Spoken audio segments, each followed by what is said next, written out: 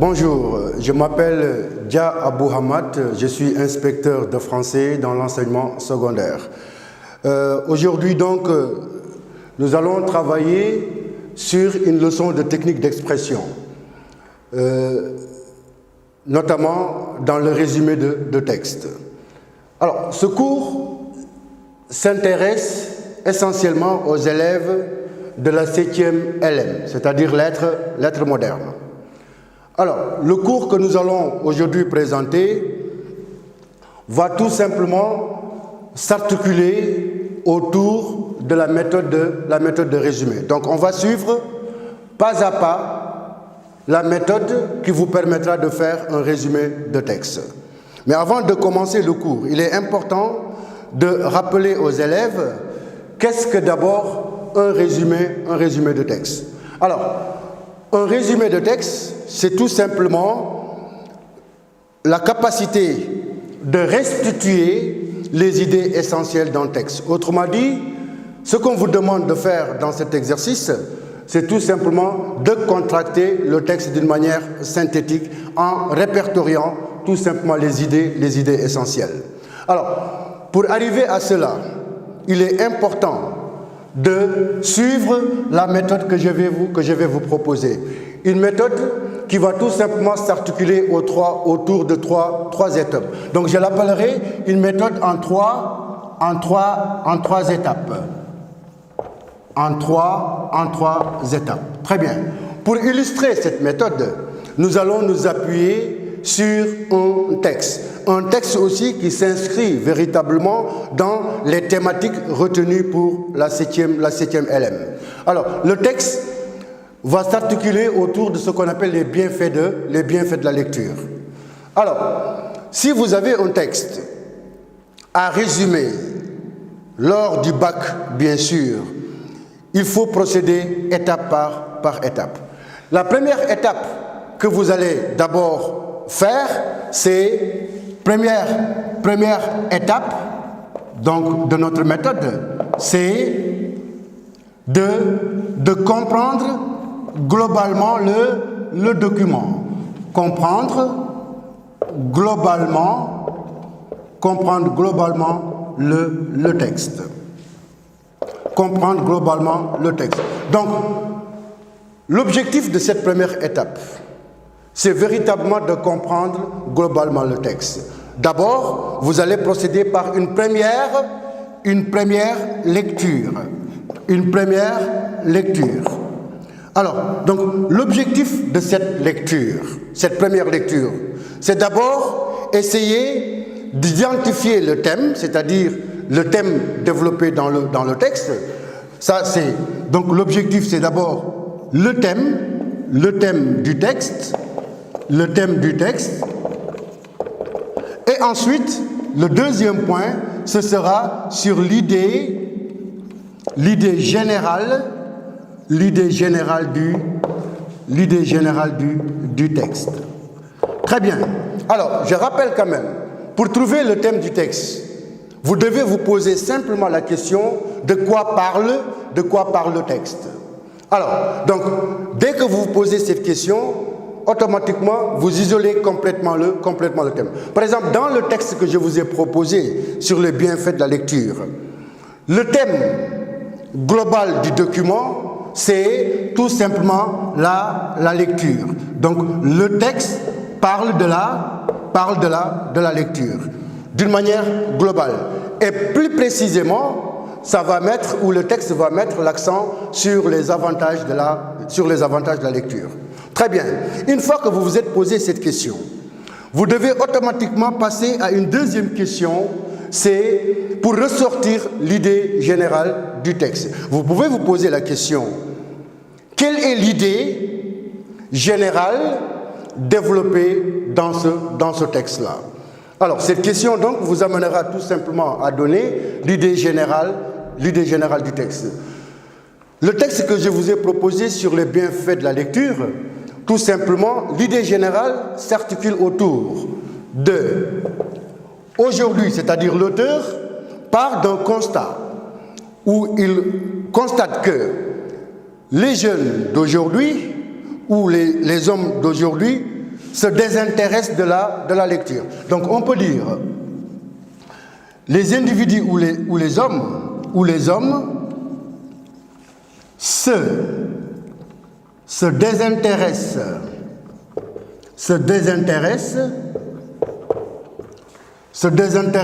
de la lecture,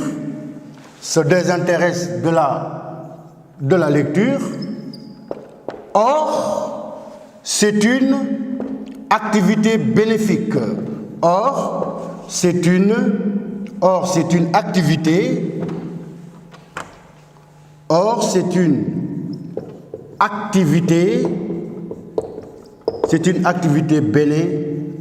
bénéfique. Voilà donc l'idée générale, pour tout simplement essayer d'isoler la pensée de l'auteur d'une manière générale. Donc, retenez une chose, lors de cette étape, il est important à ce que vous sachiez le thème du texte, mais également l'idée générale du texte. Et pour cela, je vous ai proposé de vous poser deux questions essentielles. De quoi parle le texte? Quelle est l'idée générale du texte? D'accord? Donc, pour aller vers le résumé de texte, il est important de faire une première lecture, c'est-à-dire la première étape que j'ai identifiée ici, comprendre globalement le texte. Alors, une fois que vous avez fait cette première lecture, vous allez passer à une deuxième étape. Et cette étape constitue tout simplement, donc je mettrai deuxième étape, c'est tout simplement ce qu'on appelle une compréhension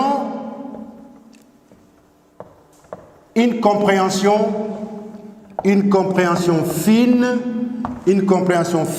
du texte. Alors, dans cette étape, il est important tout simplement d'observer deux choses, deux éléments. D'abord, il faut identifier la structure du texte. Donc, on va identifier la structure du texte. Donc, vous avez identification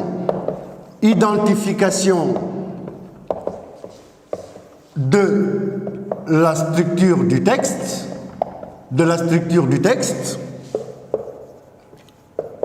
La structure du texte. Ensuite, un deuxième point, cette fois-ci, c'est l'analyse du texte. L'analyse du texte. Très bien. Revenons à la première partie ici. L'identification de la structure du texte.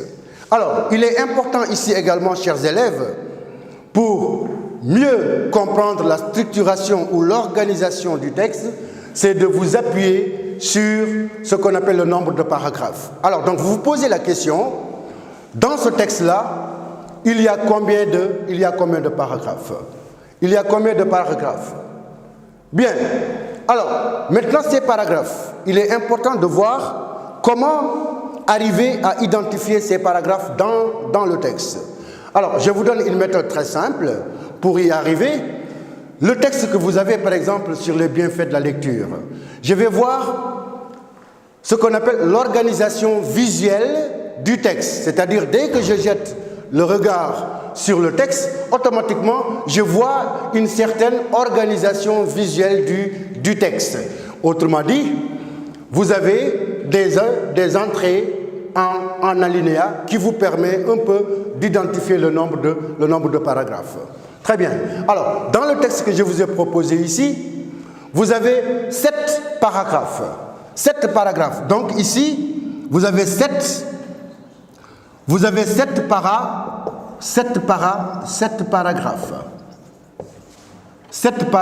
7 paragraphes. Évidemment, chaque paragraphe mettra bien sûr en lumière une idée. Donc ça, c'est dans la partie de l'analyse qu'on va essayer de ressortir ça. Donc il est important, chers élèves, à ce niveau du travail, parce que le véritable travail commence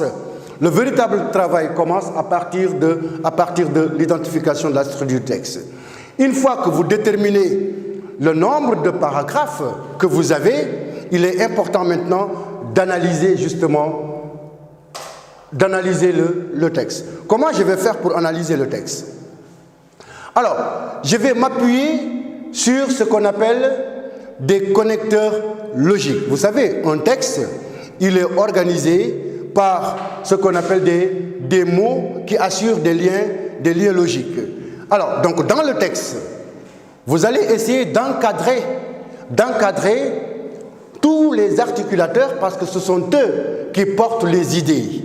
Il faut les encadrer. Par exemple, dans le texte que j'ai proposé, vous avez par exemple comme, donc ici on va dire, donc vous allez encadrer, donc vous allez encadrer les articulateurs logiques. Très bien. Nous sommes dans la partie de l'analyse. Dans la partie de l'analyse. Donc ici, vous avez donc les articulateurs logiques. Alors, ces articulateurs logiques, je vais les encadrer. Par exemple, dans ce texte-là, nous avons, par exemple, dans le premier paragraphe, par exemple, nous avons tout simplement, vous avez par exemple l'articulateur pourtant. Vous avez l'articulateur pourtant. Ensuite, dans le deuxième paragraphe, vous avez un articulateur qui introduit l'idée directrice, c'est-à-dire vous avez le mot d'abord, l'articulateur d'abord. Vous avez à l'intérieur maintenant de ce paragraphe, vous avez d'autres articulateurs qui vont assurer les idées, qui vont assurer le lien entre les idées. Vous avez par exemple en effet, vous avez également un autre articulateur ici. Vous avez donc, à ce niveau-là, vous avez ensuite que vous avez, on va relever également, donc en effet qui est utilisé deuxième fois, vous avez également l'articulateur ainsi, d'accord? Donc l'articulateur ainsi, de plus, pour marquer toujours la progression, de plus, vous avez également ainsi également qui est employé deux fois. Vous avez des articulateurs comme enfin. Vous avez des articulateurs aussi comme en somme. Alors donc, cette deuxième étape, elle est importante. Encadrer les liens logiques, les articulateurs, vous permettrez dans la troisième étape, bien sûr qu'on va aborder tout de suite, d'essayer de relever les idées essentielles. Donc, je fais un petit résumé par rapport à cette deuxième étape du texte. Alors, donc, nous avons dit la deuxième étape, elle vous permet tout simplement d'identifier la structure du texte, mais également, elle vous permettra d'analyser tout simplement le texte. Alors, pour l'identification de la structure du texte, posez-vous des questions. Il y a combien de paragraphes dans ce texte? Par exemple, le texte ici que nous avons sur les avantages de la lecture, vous avez 7 paragraphes. Ensuite, encadrez les articulateurs logiques du texte. Alors, dans le texte, nous avons relevé donc l'ensemble des articulateurs qui assurent le lien entre les idées directrices et bien entendu entre les idées. Maintenant, on va passer, bien sûr, à la troisième étape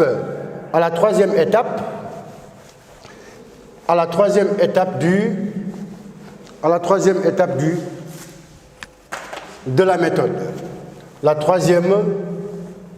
La troisième étape. Donc là, cette étape ou cette troisième étape, elle est véritablement essentielle. Pourquoi essentielle? Parce que c'est elle qui vous permettra tout simplement de mettre en évidence les idées essentielles du texte. Donc, troisième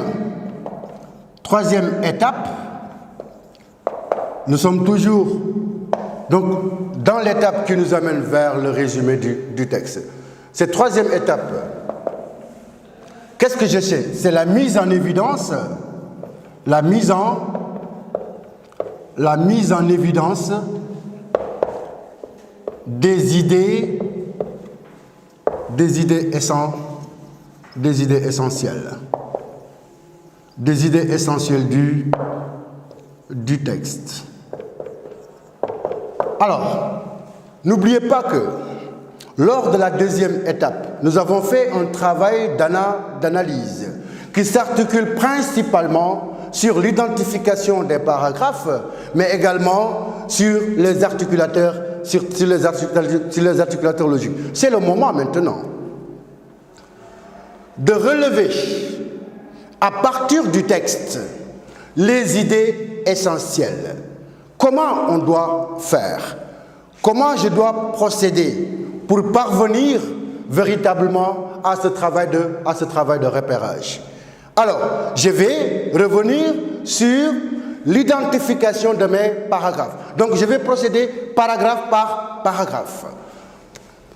Supposons, prenons par exemple le premier paragraphe. Le premier paragraphe, qu'on va appeler paragraphe 1, évidemment. Alors, je rappelle tout simplement que on peut également essayer de regrouper les paragraphes en parties. Mais si vous pensez que cela peut vous amener à des complications, vous travaillez tout simplement sur la notion de paragraphe. Est-ce que c'est clair? Alors, donc dans le paragraphe 1, n'oubliez pas que j'avais encadré le mot « pourtant ». À partir du mot « pourtant » maintenant, je peux essayer de relever les expressions clés du texte, c'est-à-dire les expressions clés qui se trouvent dans ce paragraphe-là. Alors, comment je vais procéder? Par rapport au texte, nous avons par exemple comme expression clé, la lecture devient de moins en moins populaire.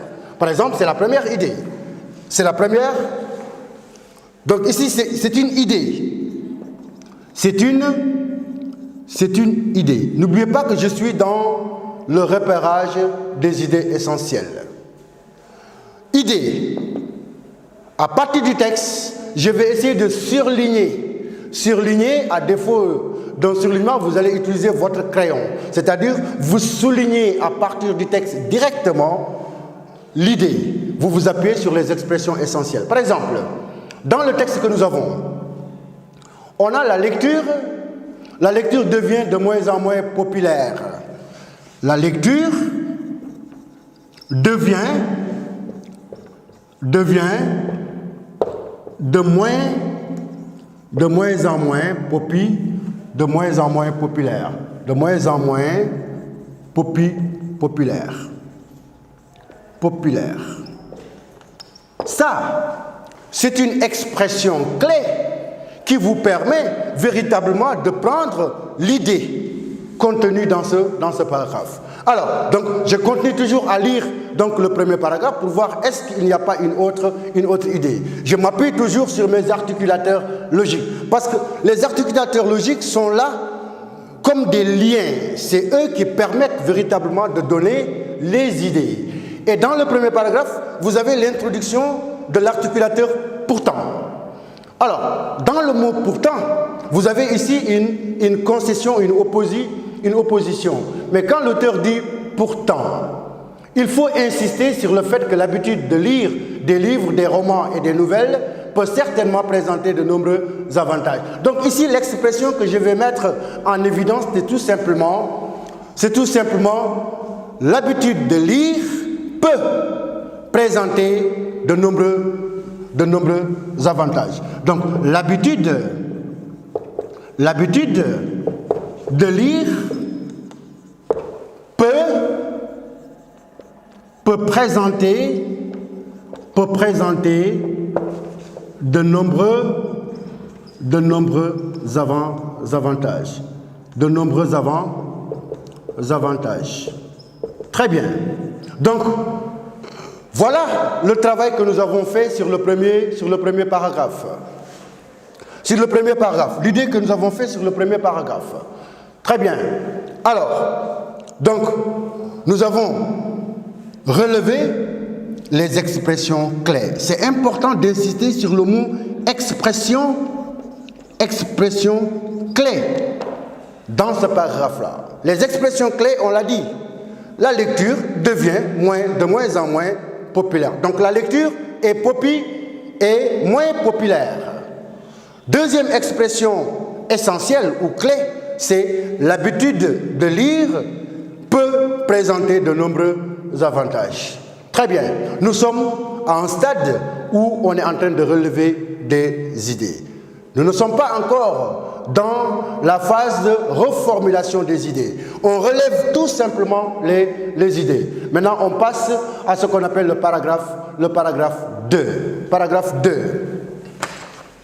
On va essayer de répertorier également les idées essentielles qui se trouvent dans le paragraphe 2. Donc, chers élèves, il est essentiel, à ce moment de votre préparation pour le résumé, d'accorder une importance capitale à cette partie du travail.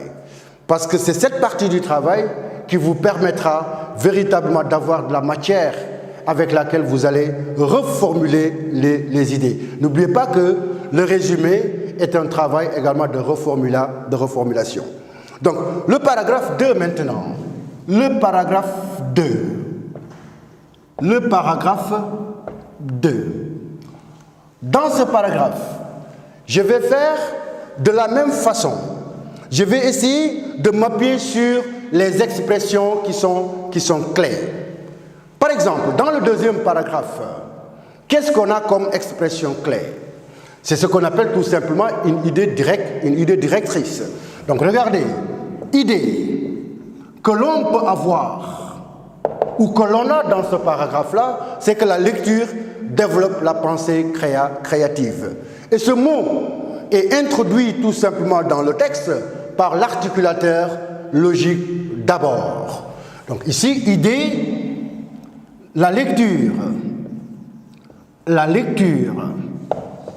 développe la pensée créative. On peut considérer cette idée comme étant une idée directrice. Donc naturellement, il va falloir employer un argument pour soutenir cette idée-là. Donc ce qui nous amène à donner tout simplement ici un argument de taille. Un argument qui est employé, c'est tout simplement que la lecture enrichit, que la lecture éveille l'esprit. Dans le texte toujours, hein, la lecture enrichit. La lecture enrichit l'esprit et favorise, enrichit l'esprit et favorise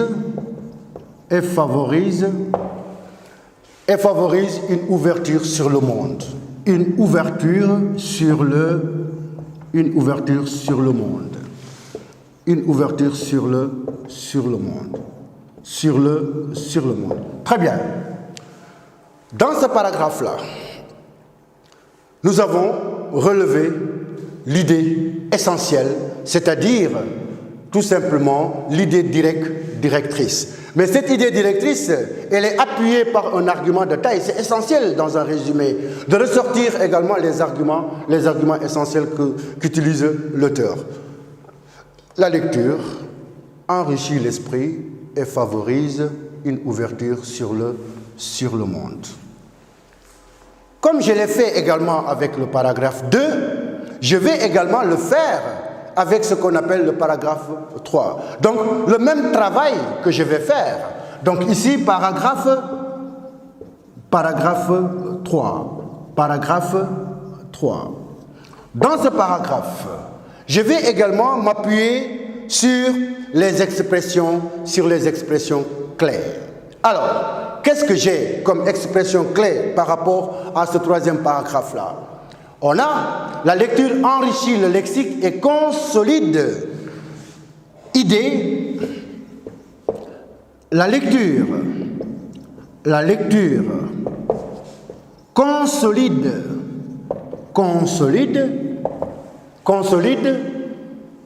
ou la lecture enrichit, excusez-moi, la lecture enrichit. La lecture enrichit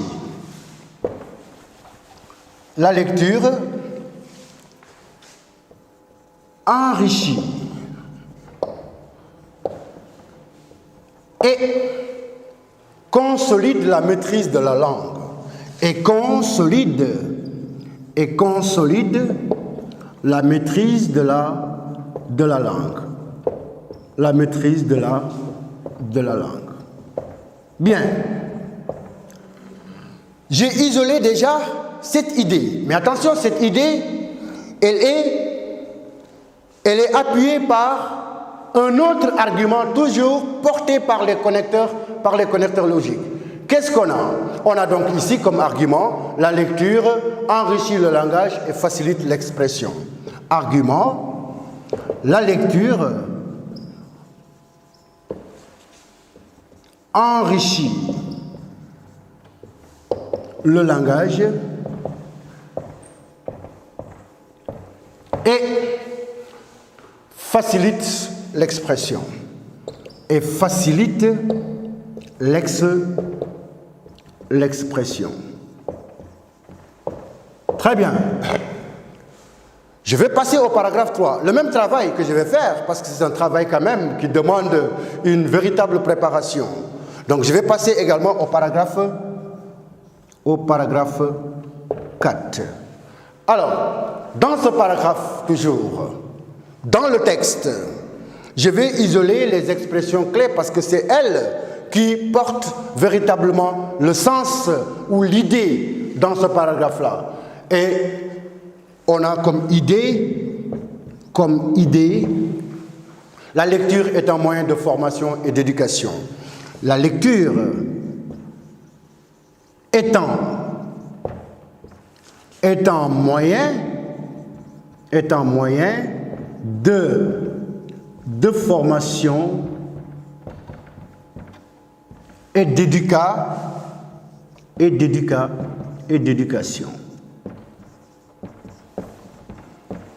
Je continue toujours. Alors là, je vais passer bien sûr,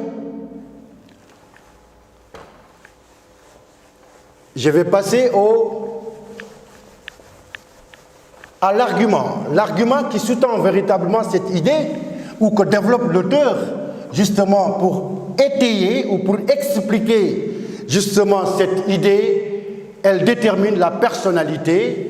Elle détermine, donc là vous avez argument, elle détermine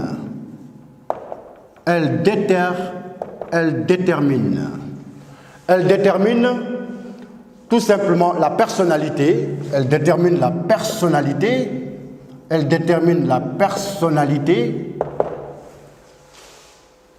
instruit et développe l'esprit critique. Instruit et développe l'esprit critique. Voilà donc un argument. Je passe également au paragraphe 4, au paragraphe 5. Le même travail que j'ai fait pour les autres paragraphes, je le fais également pour le paragraphe 5. Qu'est-ce que j'ai dans le paragraphe 5? Alors, la lecture est une activité culturelle favorable à l'ouverture et à la tolérance. Donc là, j'ai la lecture est une activité favorable jusqu'à l'ouverture, favorable, je mettrai à l'ouverture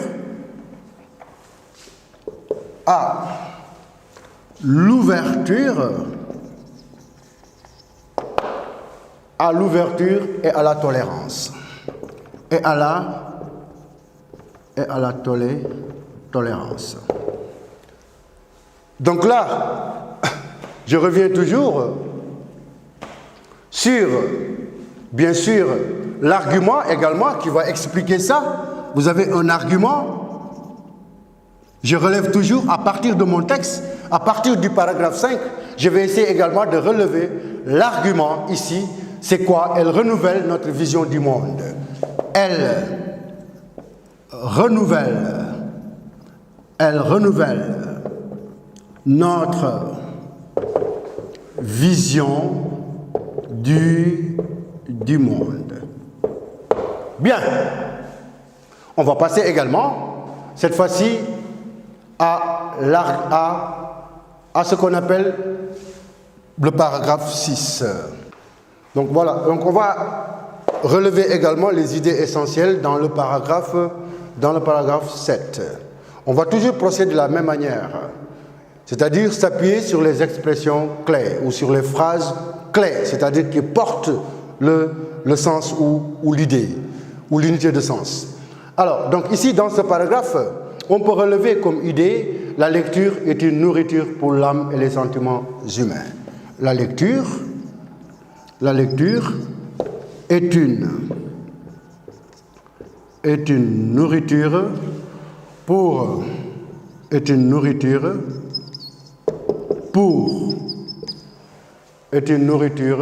l'âme et les sentiments humains. Pour l'âme et les sentiments humains. Les sentiments humains.